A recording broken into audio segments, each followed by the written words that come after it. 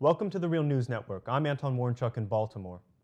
According to a recent study from Duke University, current extinction rates are higher than previous estimates, now believed to be 1,000 times the natural rate. The authors of this study say that the elevated extinction rate is due to human activity and is bringing the world to the brink of a sixth great extinction. With us to discuss what is being lauded as a groundbreaking study are our two guests. Dr. Terry Root is a senior fellow in university faculty at the Woods Institute for the Environment and a professor in the Department of Biology at Stanford University. Her research addresses how wild animals and plants are changing with climate change, with a focus on the possible mass extinction of species with global warming. She was also the lead author of the assessment reports with the UN Intergovernmental Panel for Climate Change and a 2007 co-recipient of the Nobel Peace Prize. Also with us is the leader of the recent Duke University study, Dr. Stuart L. Pimm, who is a president of conservation organization Saving Species and is the Doris Duke Professor of Conservation Ecology at Duke University. He is recognized as one of the world's leading experts on extinction and efforts to conserve and protect endangered species and their habitats. Thank you both for joining us. Thank you for having us. So Dr. Pimm, let's start with you. Define for our audience scientifically what is an extinction event and what were the main drivers of the 5 previous extinction events in the past. Working out how fast species are going extinct is rather like working out how fast people are dying. You look at the obituary news notices in the newspapers and you check to see that there are not more people dying than you think. And that's what we've done in this study. We've looked at birds, mammals, and amphibians over the last few decades and found that they are dying off at a pretty high rate. What we can do then is to compare that rate to what we know from the fossil record and molecular evidence and DNA. And that gives us a comparison between what's happening now and what was happening in the past. Now, this sixth extinction, as it's been called, hasn't happened yet. But if the current rates continue, then it will be an event in 100 years' time that will have wiped out perhaps a third, maybe half of all the species on Earth. And the last time an event of that magnitude happened was when an asteroid plowed into Yucatan in modern Mexico about 60 million years ago. And what do you see are the main drivers of this sixth extinction event? And what did your study find that's unique about this as opposed to the other extinction events? The cause of this extinction rate is us. And we are having a number of major impacts. Clearly, the biggest one is we're destroying the habitats of species. We're chopping down tropical forests, we're damaging coral reefs, we're damaging a wide variety of different environments where species live. That's one cause. In the oceans, we're over-harvesting species, we're harvesting species to the very brink of extinction. And then we're also warming the planet. We're also hotter. As the planet gets warmer, species move further north or they move up mountains. This is the expertise of Professor Root. And we know that eventually that can cause massive numbers of extinctions too. And Dr. Root, what do you think is the significance of this study?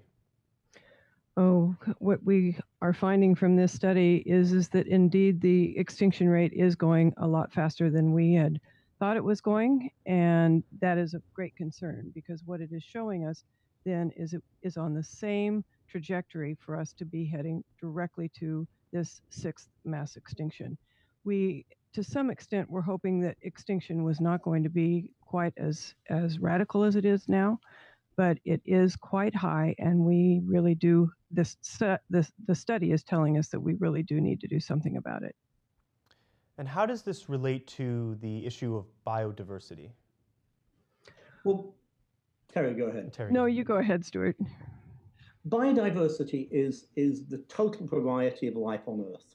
It's the different kinds of genetic makeup of species, different, the most obvious one is our own species. We are wonderfully diverse and have different languages, different cultures. It's the diversity of species themselves, the fact that there are millions of different species. And then it's the different kinds of habitats and ecosystems that species come together to form. Our paper was just about species. and how fast they're going extinct, and where those extinctions are taking place, and what we can do to prevent them. And what is the significance of biodiversity? I get up in the morning and I start with a cup of coffee. I probably go to bed with a cup of hot chocolate, without coffee and chocolate, both of which are plants from the rainforest, my day would be a lot poorer. We are dependent on species in a whole variety of different ways, but there are really important ethical issues. Watching The Wizard of Oz with my two daughters when they were small, Dorothy says, lions and tigers and bears, oh my, will there be wild things out there? And wouldn't it be an enormous tragedy if the answer were no? The other issue with that, Stuart, too, is that we've got to worry about the species that we need in order for us to stay alive. And one of the things that you can look at that way is looking at pollinators, for instance. If we end up losing pollinators due to extinction, what then? Not who, but what is going to be actually pollinating our crops? And then that really does become a who, because then people are going to have to go out and pollinate the crops in order for us to have food. And that's a real concern. And it's an example of a broad class of benefits of biodiversity that we call technically ecosystem services, nature's services. And nature does an enormous amount of important things for us. And those things have a financial value. And if we destroy them, then we are going to be quite literally, in a strict economic sense, poorer for it. And Dr. Pimm, your paper also discussed ways in which we can deal with this issue. Yes, everybody tends to be concentrating on the bad news. There is bad news. In fact, it's bad news and worse news. Species are going extinct. It's worse than we thought. But the paper was really about solutions. We're in a position now to be much, much better informed about where species are going extinct. That comes from better databases of satellite imagery of where land use is being altered. But it's also coming from millions, and I do mean millions of millions, of people worldwide who contribute their observations to letting us know where species are. And if we know where species are, we can do something about it. There's a wonderful program. It's produced by one of Professor Root's colleagues at Stanford called iNaturalist. And my iPhone, I can take a picture of a species. If I don't know what it is, I can get somebody to identify it. A few years ago, I did that with a tiny little orange frog that I found in the forests of Brazil. Turns out that nobody knew what that was. It was a new species. And that helped tell us that that particular piece of forest was going to be very important if we were going to protect biological diversity. And what problems do we see arising, perhaps like right now, from the loss of species diversity? Terry. I'm not sure I can actually answer that one, Stuart. What I can do is talk about what could be happening in the future more easily. So, sure, that sounds good. What future problems would exist for human civilization? Well, the aspects that I'm concerned about, since I work on climate change, is how much warming is going to be affecting species. And as we continue to emit CO2 into the atmosphere, we're having such rapid warming that wild species, are not able to keep up with that warming. And what that's going to mean is they're trying to move and stay in an area where it is still the right temperature for them, but it is warming so quickly that many of them are not able to do that. And the IPCC in 2007 came out and said that if we go up to 2 degrees Celsius, which is 3.6 degrees Fahrenheit, above what would be natural, we could lose as many as 20 to 40% of the species. that lower number is 400,000 species. And in that 400,000 species, for sure, will be species that we really need to have in order to stay alive, for us humans to stay alive. And again, as what Dr. Pimm was saying, is there is an ethical issue here. Why does one species, humans, have the right to cause the extinction of that many species? And this is all going to happen in a fairly short period of time when you're talking about time of the Earth.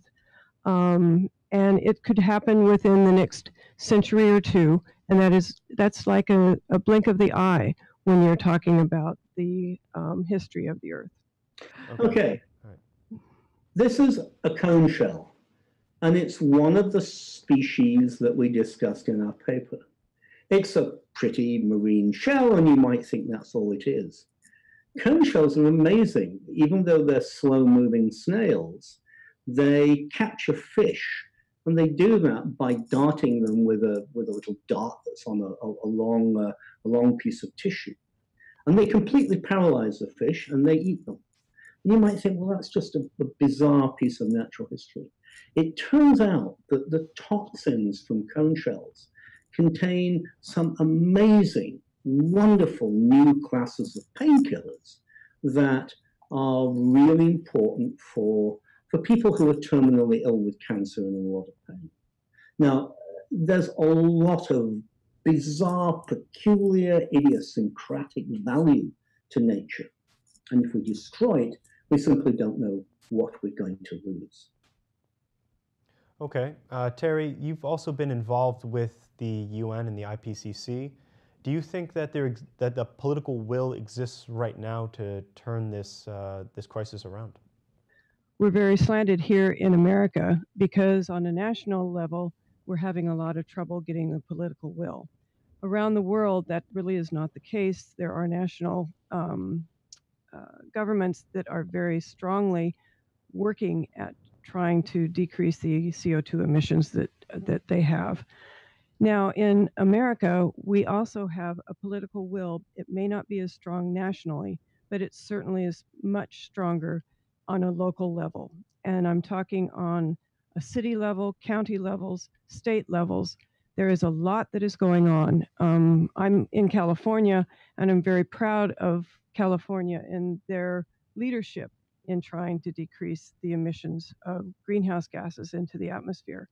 And it is only through the decreasing of the greenhouse gases that we really are going to hopefully be able to slow the extinction rate that we're facing now. We are able to do a lot of things locally to avoid extinctions. We need to tackle the global issues that my colleague has just mentioned. But locally, if we go to places like Madagascar, the coastal forests of Brazil, the northern Andes, the places there where working with local communities, we can give them an alternative, a sustainable future that allows them to get a better livelihood and at the same time not destroy the forests where they live.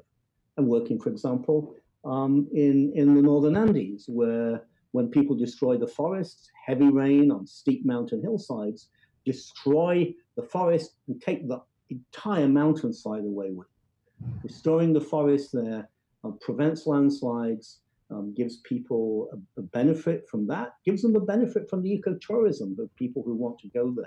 So there are solutions at all levels. There are international solutions, national solutions, state solutions. But let's also recognize that a lot of the time we just have to work with local communities in often quite poor parts of the world. Okay, Dr. Stuart Pimm and Dr. Terry Root, thank you both for joining us. Thank you so much indeed. Thanks for having us. And thank you for joining us on the Real News Network.